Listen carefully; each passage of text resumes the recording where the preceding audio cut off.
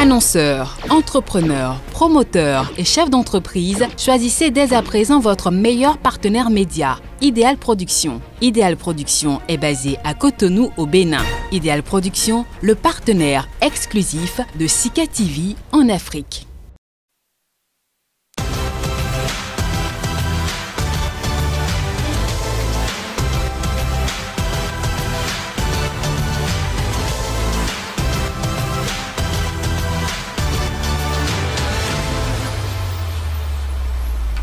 Bienvenue à tous, mesdames, messieurs. Victoire euphorique pour Patrice Talon en 2016. Elle apparaît en demi-teinte pour le chantre du Bénin révélé en 2021. Jean qui rit, Jean qui pleure. À la clé, des pertes en vies humaines d'un côté et de l'autre, des blessés graves dans le rang des forces armées béninoises.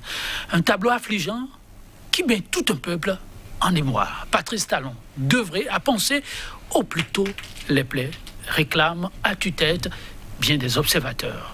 Nouveau quinquennat de Patrice Talon, la réconciliation, un chantier d'intérêt. Le débat, mesdames, messieurs, c'est tout de suite, c'est maintenant avec deux acteurs très investis des questions de gestion de crise politique.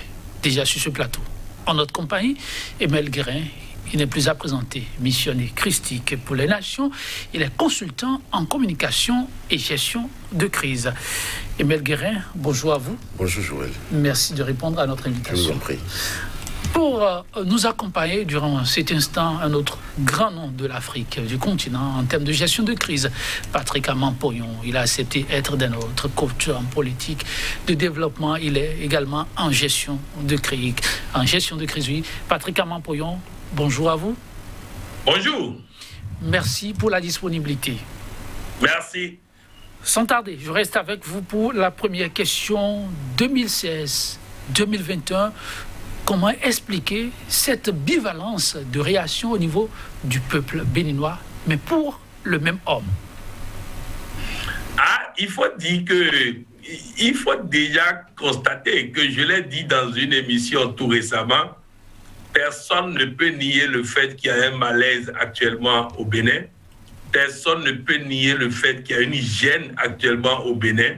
Et dans ces conditions, il est clair, il est évident qu'on ne peut pas avoir la même situation. En 2016, il y avait 33 candidats. En 2021, il n'y en a que 3. En 2016, le président sortant, dès que la Cour constitutionnelle a sifflé la fin de la récréation, s'est calmé parce qu'on oublie que lui-même était sur un pied de guerre avant les élections. Mais il s'est calmé après juste après les élections. En 2016, les résultats de la société civile et les résultats de la Sénat étaient presque identiques. Donc il y a beaucoup de paramètres qui peuvent dans un sens arranger le régime, dans un autre sens arranger l'opposition, qui justifient que dans cette élection de 2021, le peuple observe et attend de voir. Le peuple observe et attend de voir. Emile Guérin, je vous pose la même question. Cette bivalence dans la réaction du peuple béninois, comment l'expliquez-vous? Est-ce que je peux parler de la réaction du peuple béninois? Le peuple béninois est resté tel. Ce sont les politiciens, je dis bien les politiciens, qui arrivent parfois à modifier, à changer l'attitude des peuples que nous sommes. Voulez-vous dire, en 2016, l'euphorie observée de par le territoire national était motivée par les politiques. En 2021, ce à quoi on a eu droit, motivé aussi par les politiques. Absolument. Les politiciens, en 2016, il y avait une volonté politique de faire les choses en sorte que le consensus soit respecté. Absolument. En 2021, ça n'a pas été le cas. Monsieur Aman-Poyon vient de dire, il y a tension, il y a frustration, et refuser de le dire ou refuser de le croire, c'est fait preuve d'hypocrisie. Et je crois même le premier responsable de ce pays a parlé, il a parlé des frustrations. Et s'il reconnaît lui-même qu'il y a des frustrations, c'est que c'est réel. Donc on n'est pas les premiers à le reconnaître. Et là, il faut déjà commencer par réfléchir, à penser les plaies pour que le Bénin, notre vivre ensemble revienne, pour que l'ambiance, l'angoisse et les peurs qui sont semées de part et d'autre disparaissent, pour que nous nous sentons bien à l'aise dans notre pays, nous nous sentons bien en tant que Béninois, qu'on n'ait plus peur d'aller au centre, d'aller au nord, qu'on n'ait plus peur de parler, qu'on n'ait plus peur de penser, qu'on n'ait plus peur d'avoir une liberté de conscience. C'est de ça qu'il est question. Parce que c'est vrai, je reconnais que ces différentes tensions sont l'expression du processus de transmutation, de transformation auquel notre planète est assujettie aujourd'hui, qui est inévitable. Ce n'est pas le Bénin seul, c'est de par le monde entier. Et ce sont les hommes qui, avec les hommes, et pas les hommes qui trouvent la solution pour que nous puissions nous sentir bien sur cette planète qui est la nôtre, cette planète que Dieu nous a offerte. Patrick Amampoudion, vivre ensemble des Béninois est-il vraiment en danger? Quand je suis M. Guérin, je suis tenté de vous poser la question avant d'évoluer. Si vous suivez en réalité la situation actuelle au Bénin, il est clair que nous devons d'abord préciser ceci avant toute analyse. Allons-y. Tant que les mouvanciers vont penser qu'il faut écraser l'opposition pour réussir, et que l'opposition va penser qu'il faut écraser la mouvance pour réussir, nous aurons cette situation un peu partout dans le monde. C'est-à-dire que nous sommes aujourd'hui à la fin des temps en termes de manière de faire la politique. Pendant longtemps, nous avons opté pour gagner, il faut écraser l'autre. Et même des grandes écoles de stratégie ont fait l'erreur d'enseigner ça tout le temps. Alors que Nelson Mandela et bien d'autres ont ouvert une autre façon de faire la politique. Respecter l'autre, valoriser l'autre et s'en sortir. Si vous prenez même les débats souvent sur les plateaux, vous allez constater que les invités pensent qu'il faut écraser l'autre, insulter l'autre pour réussir un débat. Non. Celui qui insulte et agresse développe son incapacité à s'élever, développe sa petitesse. Lorsqu'on est grand, on respecte l'autre. Lorsqu'on est grand, on valorise l'autre.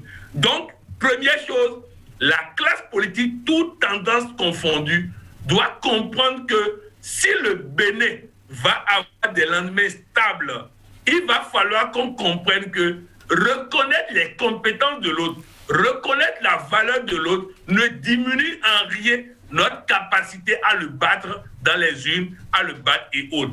Donc les deux camps doivent comprendre cela. La deuxième chose, par rapport à votre question, oui, il y a de quoi s'inquiéter. Parce que lorsque nous ne sommes pas dans une logique de main tendue, nous ne sommes pas dans une logique de régler les fondamentaux de la crise. Qui nous parle... Au Mali, nous avons eu une situation de crise qui perdure. Mais on a oublié tout le temps que l'armée malienne à elle seule était capable de sécuriser le pays. Donc la solution n'est pas la mise à disposition des autres armées. Qu'est-ce qui a fait qu'une armée qui a toujours sécurisé le pays n'arrive plus à sécuriser le pays aujourd'hui? Si on trouve la solution, on règle le problème. Mais tant qu'on va superposer des choses sans se demander qu'est-ce qui est fondamentalement le problème, on ne pourra pas s'en sortir. Et nous avons des situations en Côte d'Ivoire qui nous permettent de savoir exactement quel est le problème au Bénin en ce moment. Je ne vais pas vous laisser comme ça, dites. Alors, vous parlez de fondamentaux. Quels sont-ils ces fondamentaux? Vous voyez, en Côte d'Ivoire, on a fait quoi pour que la paix revienne ou la paix soit en marche en Côte d'Ivoire? On a créé les conditions pour que tout le monde participe aux élections législatives. C'est ça le plus important. C'est-à-dire que si nous réglons en 2013, en 2023, si nous réglons tout de suite les conditions pour qu'en 2023, tout le monde participe aux élections législatives, vous allez voir, la tension va baisser. Mais si nous ne réglons pas ça, nous allons trimballer la tension jusqu'en 2023 et au-delà. Et je crois que c'est à ce niveau, par rapport à 2023, comment on règle 2023? Si nous avons la solution, tout le monde a la paix aujourd'hui et c'est bon pour le régime, c'est bon pour l'opposition. Alors, Monsieur Guérin, quand je vous suis, gestionnaire de crise, l'instar de Monsieur Pognon, le problème au Bénin aujourd'hui, c'est que le vivre ensemble est en difficulté. Et c'est d'abord les politiques. Et qu'il y a crise, effectivement. Le Bénin est en crise. Absolument. Le Bénin est en crise. Vous êtes sérieux en le disant? Très sérieux. Et quand on suit les politiques, on a l'impression que ce n'est pas ça. Non, c'est juste vrai. Des malentendus. Le président de la République a dit qu'il comprend les frustrations. Oui. Alors, lorsqu'il y a frustration égale crise? Égale crise. Ah bon? Ah oui. Et il y a crise. Il n'a rien à faire. Il a parlé, je l'ai suivi hier, il a parlé qu'il allait œuvrer pour la concorde, pour l'unité nationale. Ça veut dire qu'il y a un problème au niveau de l'unité nationale et qu'il devra œuvrer pour ça, pour la réconciliation. C'est évident. Donc, les politiques reconnaissent eux-mêmes qu'il y a un problème. Vous savez, je vais vous dire des vérités. Ce que nous vivons, nous, peuple de la société, avant de venir ici, à votre émission, et j'en parlais avec ma nièce, qui me dit, écoute, oncle, attention, si tu vas ici, si tu vas à l'émission, il faut dire que le président Talon est merveilleux, c'est le Messie du Bénin. Il a dit, mais pourquoi tu veux que je dise ça? Votre nièce vous a dit ça? Bien sûr, il m'a dit ça. Il n'est pas le seul. Mon oncle, partout. J'ai fait une émission ici, en temps... Attendez. Je vous dis la vérité. Je peux vous faire vérifier.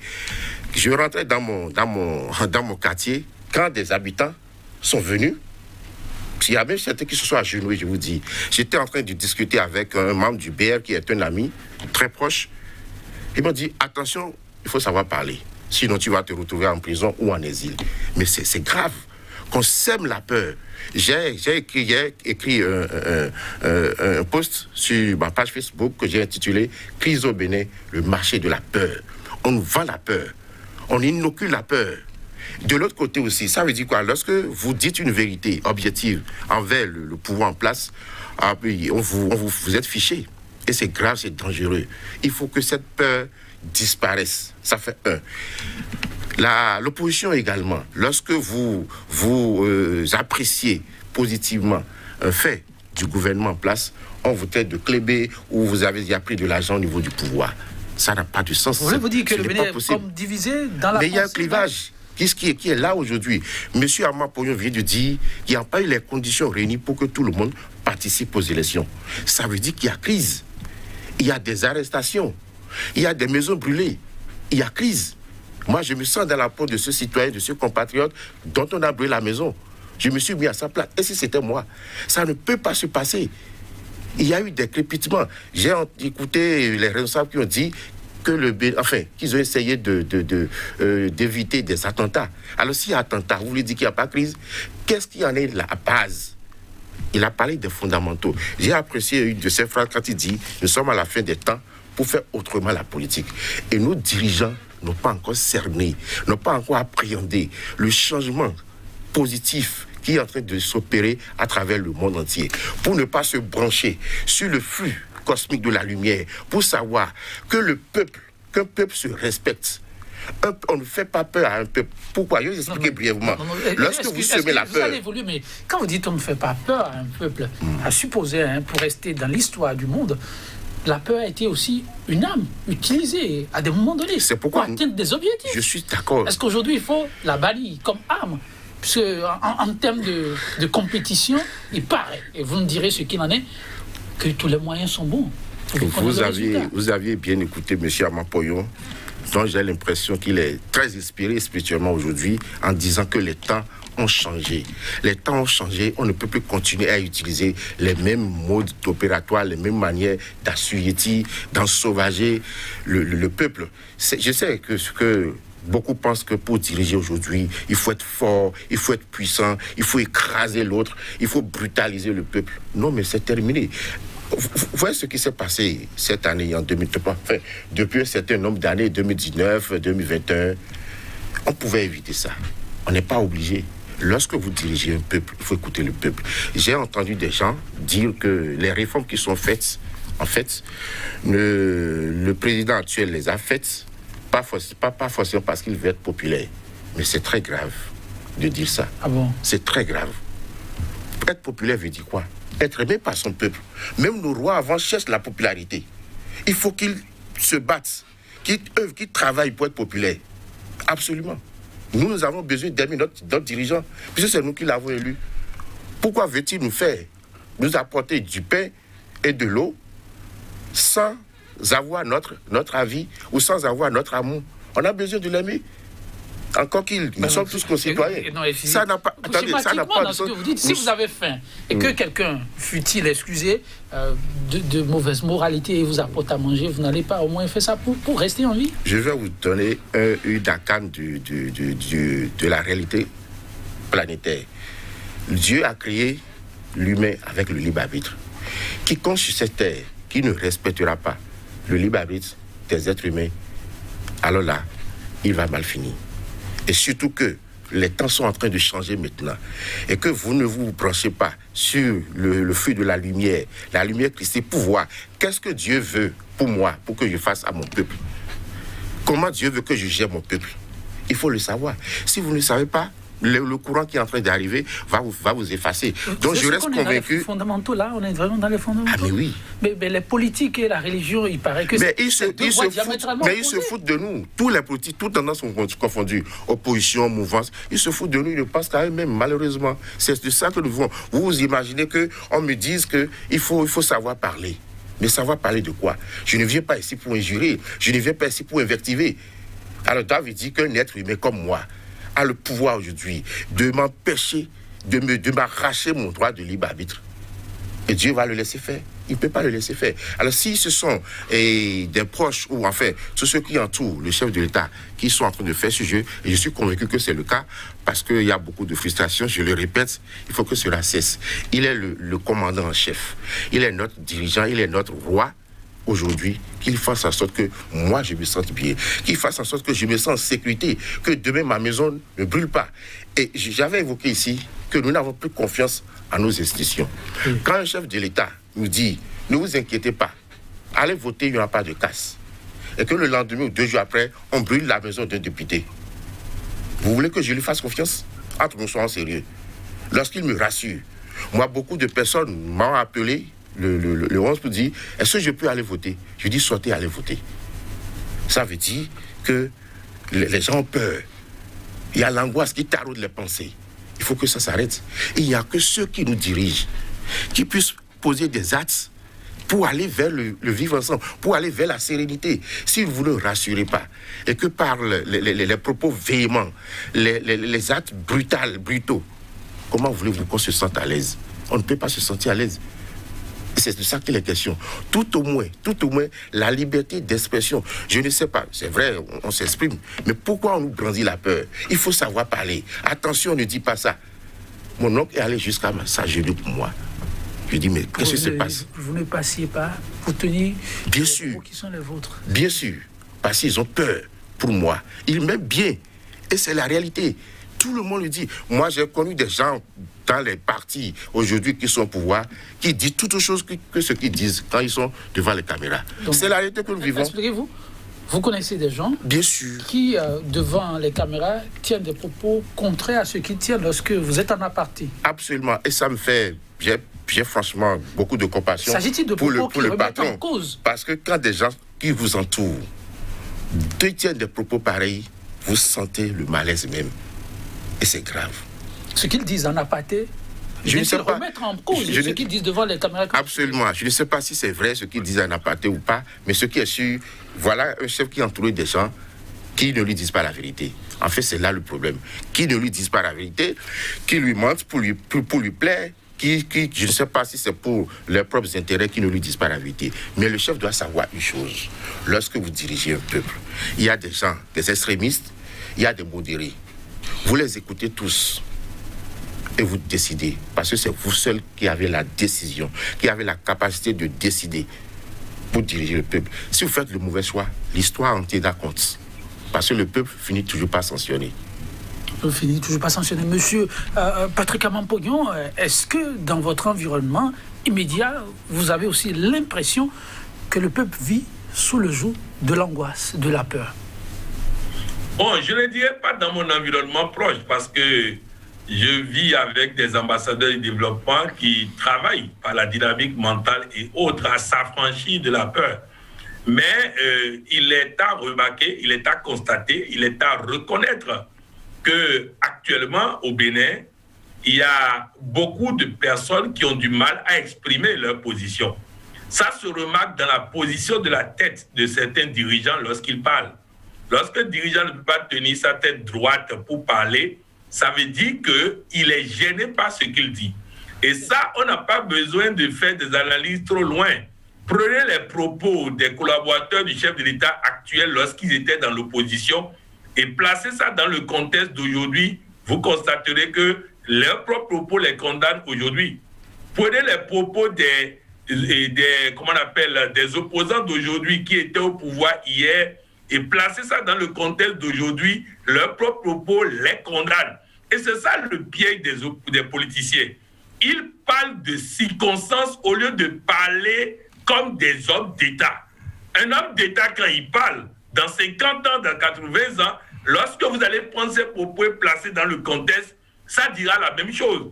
J'étais la dernière fois au Mali où j'ai écouté le discours de Modibo Keïta à l'Investiture du Mali. Si on enlève les mots comme Dahomey et autres, vous avez l'impression que le discours a été fait aujourd'hui. Prenez les discours de Thomas Sankara.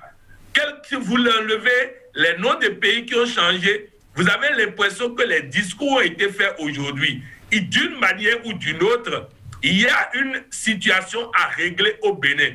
C'est vrai que je n'ai même pas une contradiction de M. Guérin. C'est-à-dire qu'il définit quelque chose comme crise que moi, je ne le définis pas comme crise. Je considère que lorsqu'on parle de crise, on parle, c'est-à-dire c'est beaucoup plus profond. Or là, il suffit d'une ou deux décisions et tout le monde est calme au Bénin. Hein. Il suffit, on n'a pas besoin de complications, il suffit d'une ou deux décisions et tout rentre dans l'ordre au Bénin.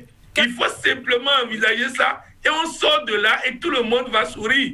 Donc c'est très important qu'on ne tombe pas dans une situation de crise où on va perdurer dans des recherches de solutions. Il n'y a pas plus de 2 solutions pour sortir le Bénin de là en ce moment. On est curieux de savoir quelles sont ces solutions, mais attendez, je me retourne avec M. Guérin avant de vous écouter. Quand vous faites le tour, on a l'impression que véritablement, les politiques sont le problème. Si aujourd'hui il y a problème. Que faire si c'est le cas, alors qu'on a l'impression que chacun est dans son couloir?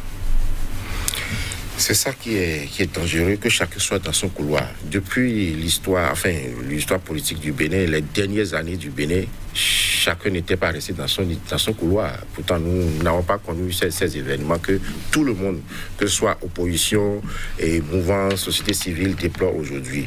Je voudrais rebondir rapidement sur la proposition qu'a faite M. Amapoyon en parlant d'une ou deux décisions pour que le cadre... Avant de revenir là-dessus, comment en sommes-nous arrivés là, qu'aujourd'hui chacun reste dans son couloir? Mais nous en sommes arrivés là du fait de nos politiciens qui chacun se cramponne sur son camp. Chacun a voulu se tailler la part du lion. Chacun a voulu... je suis en train de l'auteur qui a dit un homme politique pense à la prochaine élection, mais un homme d'État pense à l'avenir du pays. C'est très important. C'est ce que Armand Poyon vient de dire à peu près tout à l'heure. Donc, la question est de savoir, est-ce que nous avons des hommes d'État? Je ne crois pas du tout. Non, mais vous pas du tout. Un homme d'État. Je ne dis pas les Béninois, je suis béninois. Pas du tout. Nous n'avons pas d'homme d'État. D'homme d'État, pas encore. Pas du tout. Les hommes d'État, un homme d'État fait des sacrifices. Peut-être je vais exempter un peu le président Mathieu Kérékou, un peu entre-temps, M. Fossoglo, mais après, ce n'est plus le cas. Donc moi, je mets tout le monde dans un même panier. C'est ça. Pour dire qu'est-ce que nous voulons. Qu'est-ce que nous voulons pour ce pays? Quelle est la conviction? Quelle est la vision que nous avons pour ce pays? Et lorsque les décisions, toutes les réformes qui sont faites aujourd'hui, à polémique aujourd'hui, sont faites pour qui? Pour nous, peuple, pas pour les politiciens. Mais est-ce que le peuple est vraiment impliqué? Est-ce qu'il y a une communication? Vous vous rappelez que le président actuel, quand il était arrivé, il avait voulu faire un blackout sur la communication. Beaucoup le lui ont reproché après. Ça pose un problème. Nous ne sommes plus au XXe siècle. C'est fini ça. Il faut de la communication pour expliquer. On dit que l'absence de dialogue crée des conflits. Et je dis et je répète, M. Amapoyon, à l'heure actuelle, le Bénin est en crise. Il ne faut pas attendre lorsque forcément il y a crépitement d'âme ou il y a rébellion, je ne sais pas comment dire, pour dire qu'il y a crise. Il y a crise. Personne ne se sent plus en sécurité aujourd'hui. Qu'est-ce qui va arriver? Moi, les derniers événements qui se sont produits, j'ai dit, mais qu'est-ce qui se passe pour ce pays?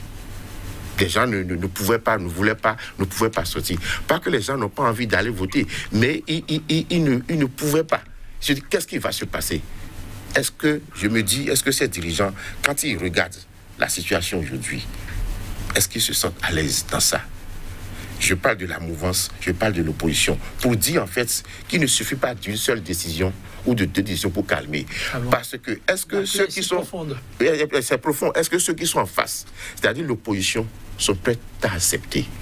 Parce que, à voir aujourd'hui l'aéropage politique du Bénin, j'en suis arrivé à conclure que le problème se tourne autour de 2 ou 3 personnes dans ce pays. Vous dites qu'il faut forcément voir 3 grands hommes pour amener la paix. Il y a, pour ma part, le président actuel, qui est le plus... Quand je vais essayer de pyramider, c'est lui qui est en tête. Le président Yahya Boni et le président Soglo. Les trois ont une lourde responsabilité.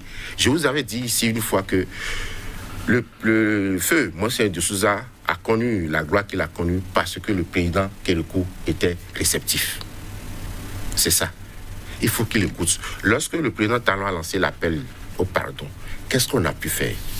Il faut qu'on fasse quelque chose. Il dit, je demande pardon à mon grand frère. Qu'est-ce que nous avons pu faire? Qui est ce on-là? C'est nous. C'est nous tous. Nous tous, oui, qu'est-ce qu'on a pu faire? C'est ceux qui peuvent leur parler, ceux qui ont la facilité d'avoir accès à eux. Qu'est-ce qu'ils ont pu dire? Moi, j'aurais bien voulu.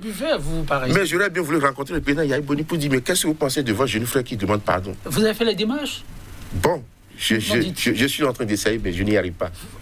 Bien sûr, je n'y arrive pas. J'ai fait des démarches pour rencontrer certaines autorités dans ce pays, mais on ne m'a pas ouvert la porte. C'est ça. Bon, je ne sais pas pourquoi. Je vais me retourner vers M. Pognon. On entend des choses là. C'est comment pacifier le Bénin si c'est vrai qu'il y a problème. M. Patrick Amman-Pognon souligne qu'il y a problème, mais qu'il n'appelle pas ça encore crise. M. Patrick Amman-Pognon, pour la paix et le vivre ensemble, un acquis. Oui, d'abord par rapport à ce qui a été dit. Vous voyez, on dit il y a 3 personnes pour régler le problème du Bénin. Oui. Vous avez Nicéphore Soglo qui se croit toujours président du Bénin, qui n'a jamais intégré le fait qu'il n'est plus président. Nicéphore Soglo qui dit qu'il va aller arrêter le chef de l'État. Vous voulez faire asseoir celui-là avec le président pour trouver une solution? Vous voulez faire asseoir quelqu'un qui croit qu'il est toujours président alors qu'il a perdu le pouvoir il y a près de 20 ans, mais c'est lui qui pense au pouvoir de 25 ans, mais il va aller arrêter le président. Vous voyez? Donc, non, ça c'est un. Vous avez le président Yahya Boni qui aime beaucoup que tout le monde soit d'accord avec lui avant qu'il n'avance, et il est entouré de toute la classe politique opposante majoritairement de tous les bords, avec des intérêts divergents. Et vous voulez faire asseoir pour régler quel problème? Bref, vous savez, tant que nous faussons le diagnostic, nous faussons la solution. Où est le diagnostic à votre niveau? Oui. Le diagnostic, oui. D'après vous, c'est lequel? Oui, je viens. Okay. Les réformes actuelles qui posent problème ont été votées par un Parlement pluridimensionnel. Donc, la quasi-totalité de la classe politique a voté cette réforme. Donc, ce n'est pas la réforme qui pose problème. Mais pas toute la réforme. C'est la mise en application de la réforme. Monsieur Pognon, quand vous le dites comme ça, il faut nuancer. Pas toutes les réformes. La modification de la loi fondamentale, la coloration, on la sait. Est-ce que forcément il faut... Non, la loi fondamentale oui. N'est pas le réel problème du Bénin. Hein. Ah bon, le réel problème c'est quoi? Je donne un exemple très simple. On dit la réforme de la loi fondamentale a donné 45 jours qu'on ne peut pas accepter. C'est ça, non? Entre autres, oui. C'est un exemple. Oui. C'est un exemple. Oui. Maintenant, est-ce que l'ancienne constitution ne disait pas que le nouveau président ne part que lorsque l'ancien président ne part que lorsque le nouveau prête serment? Ça veut dire qu'en réalité, si on applique même l'ancienne constitution, on n'a pas de problème. Ce n'est pas à ce niveau. Le problème véritable du Bénin oui. Est que certains ne sont pas candidats. C'est tout. Ok. Pourquoi?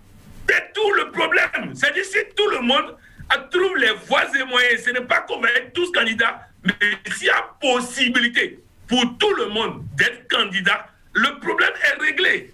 Donc nous avons un problème de comment faire pour qu'en 2023, tout le monde soit candidat. Maintenant, si vous réunissez des personnes qui ne peuvent pas s'écouter pour dire qu'ils vont discuter, qu'ils vont dialoguer, nous allons dialoguer encore jusqu'à la veille de 2023 et aller encore dans la confusion aux élections législatives. Alors, ce qu'il faut faire là maintenant, oui. C'est trouver des gens qui n'ont rien à voir avec Nicéphore Soglo, rien à voir avec Yahi Boni, et si possible, rien à voir avec Patrice Talon, pour dire, voilà les solutions transitoires qu'on peut trouver pour qu'en 2023, tout le monde soit candidat. C'est la première grande décision. Pas tout de suite ce qu'il faut faire, mais qu'on trouve des personnes qui sont techniques, c'est-à-dire qui ne sont pas dans le tout noir ou le tout blanc, et qui sont au moins dans le peut-être. Parce que ceux qui sont tout est blanc, tout est noir, ont déjà une coloration. Ils ont déjà une coloration, a semblé dire Patrick Amampognon, mais décidément à cette allure. Toute cette situation, c'est que des gens ont été arrêtés. Déjà parmi les gens arrêtés, vous allez trouver des gens innocents, comme vous allez trouver des gens coupables. Et il est difficile dans le contexte actuel d'établir clairement qui est coupable et qui est innocent. Ils n'ont pas fait plus de crimes que les gens de l'apartheid. Ils n'ont pas fait plus de crimes que les gens de l'apartheid. Mais Nelson Mandela est venu au pouvoir, il a pardonné. Je crois que maintenant, il faut que le président du Bénin, c'est lui seul qui a le pouvoir aujourd'hui. Il n'y a pas 3 présidents au Bénin, il y a un seul président au Bénin. Que le président de la République puisse ne serait-ce que mettre en liberté provisoire ces personnes arrêtées pour la crise. Il a besoin de démarrer son mandat. Il a dit, le développement, ça y est. Comment pouvons-nous faire le développement, ça y est, quand nous commençons avec des procès? Comment pouvons-nous faire le développement, ça y est, quand nous commençons dans ce malaise? Donc, je crois qu'il faut libérer les personnes arrêtées, même si à titre provisoire, il faut maintenant trouver les voies et moyens pour que tout le monde soit candidat aux élections législatives et vous n'entendrez plus de malaise au Bénin. Diagnostic fait par Patrick Amampognon et signé par lui. Monsieur Émile Guérin, avec ce tableau-là, est-ce qu'il faut, par crime, que la crise prenne encore du temps? Qu'est-ce qui peut décider le chef de l'État à aller dans une direction comme celle-là? Puisque M. Amampognon vient de finir tout à l'heure en disant qu'il a besoin d'entamer son second mandat dans la sérénité, dans la paix. Et pour la paix, moi je dis pour la paix, il faut tout. Tout est possible. Je reviens là-dessus, ce n'est pas moi qui le dis. Lorsqu'un chef de l'État va demander pardon à son prédécesseur, ça veut dire qu'il maîtrise toute l'ampleur de la situation délétère entre les deux. C'est de ça qu'il est question. Donc, il a besoin du pardon de l'autre. Donc, on ne peut pas l'exclure. M. Amampognon dit que comment discuter avec quelqu'un qui est dans une confusion en parlant de M. Thomas Boni Yahi. Mais, écoutez, aujourd'hui, on le connaît, enfin, président d'honneur d'un parti politique. Alors, si nous prenons les choses de cette manière, comment le président peut-il accorder, enfin, permettre à ce que un membre des démocrates soit candidat? Si nous percevons les choses comme ça, ça va poser problème et c'est ce qui se passe aujourd'hui. Il faut aller, il a dit, quels crimes ceux qui sont arrêtés ont commis plus que, je ne dis pas qu'ils n'ont rien fait, plus que l'apartheid, des crimes de guerre et tout le reste. Mais la même chose pour Nicéphore Soglo aussi. Il faut discuter avec tout le monde. Il est fils du pays. Il faut le ramener à la raison. Monsieur Ampon, vous savez que je n'insulte pas M. Nicéphore Soglo. Lorsque vous arrivez à un moment donné de l'âge, il peut arriver parfois certains propos qui ne viennent pas forcément de vous. Je suis sûr que si le président allait rentrer en lui-même, il allait trouver que c'était très incongru de dire j'irai capturer un chef de l'État. Ça n'a pas de sens. Ça ne peut pas sortir de la bouche d'un dirigeant. C'est pourquoi je disais tout à l'heure que moi, je mets tous les politiciens dans un même panier. Qu'est-ce qu'ils veulent de nous? Qu'est-ce qu'ils veulent faire de nous? Nous, le peuple et le président Patrice Talon sait aujourd'hui que le peuple crie haut et fort la paix, la réconciliation. Donc, il faut réfléchir à la question. Qu'est-ce qu'il faut faire pour aller vers la réconciliation? C'est vrai que je suis d'accord que les réformes ou la révision constitutionnelle, c'est pas ça le vrai problème. C'est pas ça. C'est le manque de confiance que le peuple a envers ces institutions aujourd'hui. Il y a des choses que nous ne voyons pas, que vous ne voyez peut-être pas, et qu'il faudra que vous sortiez pour voir. Il y a des injustices qui se font envers de paisibles citoyens, envers des innocents, où certains, parce qu'ils occupent une position confortable, privilégiée, usent de cette position pour brimer, pour persécuter, pour s'acharner Compte de paisible population qui n'ont rien à faire avec la politique, qui n'ont rien à faire, avec la politique. Et le chef de l'État doit s'atteler à ça pour mettre en confiance tout le monde. Pour qu'aujourd'hui, comme il a dit, les paroles de nos politiciens deviennent des paroles sacrées, qu'ils respectent ce qu'ils disent. Dans son diagnostic, il pense qu'il faudra pour ce Bénin quelqu'un de suffisamment neutre pour accompagner cette tâche apparemment complexe. On se demande, puisque ça a mis beaucoup de temps, et s'il y en a vraiment dans cet environnement où il paraît que les gens ont toujours une couleur, où on trouve toujours, aviez-vous dit tout à l'heure, on trouve toujours une couleur à quelqu'un. Selon vos propos, on peut dire que oui, vous êtes payé par tel ou tel autre. Bénin est-il sorti de l'auberge? Vous savez, je n'aime pas trop le concept de neutralité. Pour ma part, sociologiquement, ce concept est pernicieux à la société. Je préfère parler de l'impartialité, parce que vous ne pouvez pas ne pas avoir de conviction, ne pas avoir d'idéologie, ne pas avoir... notre conviction à nous, je le constate, M. Amampoyon et moi, c'est la paix. Donc, ce n'est pas neutre. Nous voulons la paix pour tout le monde.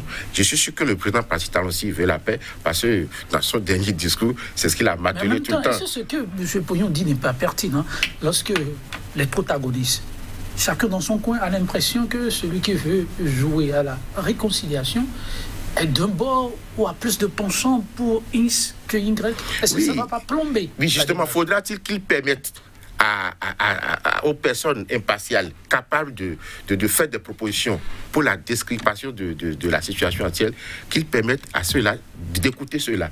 S'ils ne veulent pas nous écouter, s'ils ne veulent pas écouter le cri du peuple, s'ils ne veulent pas écouter le cri des personnes qui sont impartiales, pour dire arrêtez cette guerre, arrêtez de vous chamailler, arrêtez de vous cramponner sur vos positions, arrêtez ça et aller dans le sens de la paix pour le bien de la population, pour le bien du peuple. Il faudra dire qu'ils nous écoutent. S'ils ne veulent pas nous écouter, nous n'avons que notre parole pour crier tout le temps, pour dire arrêtez ça, allez vers la paix. Arrêtez ça, allez vers la paix. Parce que nous ne pouvons pas laisser notre destin dans les mains des politiciens.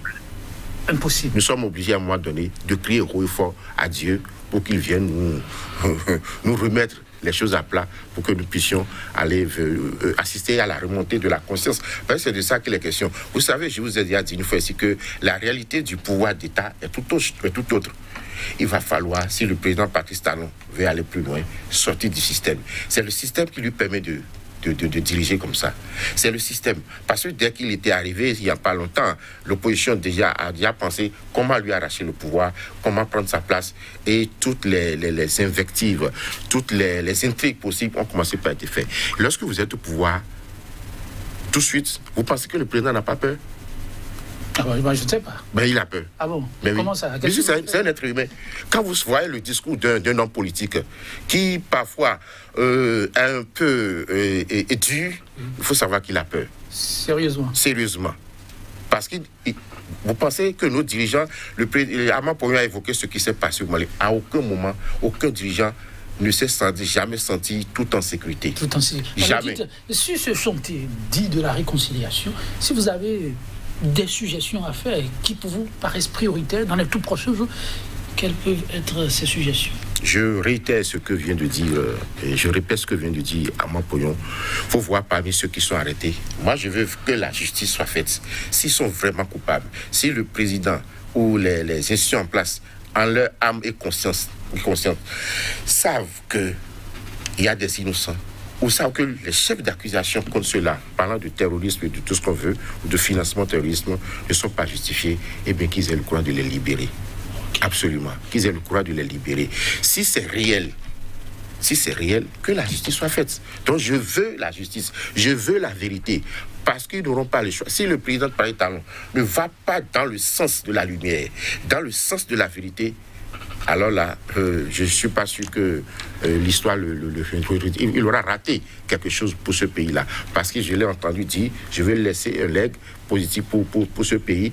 Donc, il doit s'inscrire résolument dans le cheminement de la paix, de la réconciliation, en rassurant tous les Béninois, en optant pour une politique d'apaisement. Merci beaucoup, oui, Patrick Amampoyon, et ça va être en même temps votre conclusion, votre adresse, en tout cas, à l'endroit de qui vous voulez pour l'apaisement. déjà, je voudrais simplement dire que il ne faut pas trier parmi ceux qui sont arrêtés. Il ne faut pas trier. Non, ce n'est pas pour eux qu'il faut les libérer, c'est pour que la communication soit perceptible. Avant les élections, nous avons eu une communication gouvernementale brouillée par le déficit de communication. Après les élections, le gouvernement est en train de communiquer. Il dit des choses qui permettent même à moi-même de comprendre un certain nombre de choses. Mais c'est brouillé par la tension actuelle. C'est brouillé par le clivage, le climat actuel. Je crois qu'en procédant, je n'ai pas même parlé d'abandonner les poursuites, mais liberté provisoire. Vous savez, on a déjà une situation visible. Vous allez en Côte d'Ivoire aujourd'hui, c'est clair. On a libéré provisoirement les gens, on a permis que tout le monde participe aux élections. Il n'y a plus de tension en ce moment, c'est calme. Je crois que nous pouvons nous inspirer de ça pour calmer la situation et aller en toute sérénité vers 2023. Parce que la seule façon d'éviter que ça n'arrive plus jamais, c'est de trouver les voies et moyens pour que personne ne se sente exclu en 2023. Merci, M. Patrick Aman-Pouillon. Oui, et M. Melguerin, pour conclure. Pour conclure, je voudrais faire une adresse particulière de félicitations à nos forces de sécurité et de défense pour rappeler à tout le monde que dans tous les pays qui se respectent, seules les forces de sécurité et de défense ont le monopole de la violence. Que la population, comme Platon, je suis comme Platon pour dire, si le peuple élit un dirigeant et qu'il n'a plus envie de lui, c'est de façon pacifique qu'il peut le démettre, pas avec la violence qui n'épargne personne du tout. Et j'apaise aussi toutes les familles éplorées, des victimes innocentes qui sont tombées. Je les appelle, je dis, pour demander une fois encore que Dieu nous écoute et que Dieu éclaire nos dirigeants, que Dieu éclaire surtout le président Patrice Talon, à qui il a remis le bâton de pèlerin, à qui il a remis le bâton de nous diriger, d'avoir la clairvoyance, d'être à l'écoute de la population et de nous diriger sous la volonté divine. Merci à vous, M. Melguerin. M. Patrick Aman-Pouillon, oui, ça va être ultime et je vous laisse le plateau. Non, c'est juste pour dire que l'essentiel a été dit, seulement évitons les fausses solutions. Évitons d'attendre que nos dirigeants de divers bords changent de caractère avant que le Bénin ait la paix. Trouvons la solution pour régler là où le bal blesse. Et si quelqu'un n'est pas content maintenant, le peuple aussi appréciera. Merci à vous. Ce fut un instant d'éclairage, mesdames, messieurs. Que faire pour pacifier le Bénin? Vous avez suivi nos experts en gestion de crise. Prenez soin de vous chaque jour. N'oubliez pas, reste une vie. Et ensemble, on est plus fort. 100% Bénin, ce sera tout pour aujourd'hui. À très vite pour notre plateau, toujours avec le même entrain, la même disponibilité. Au revoir. Merci.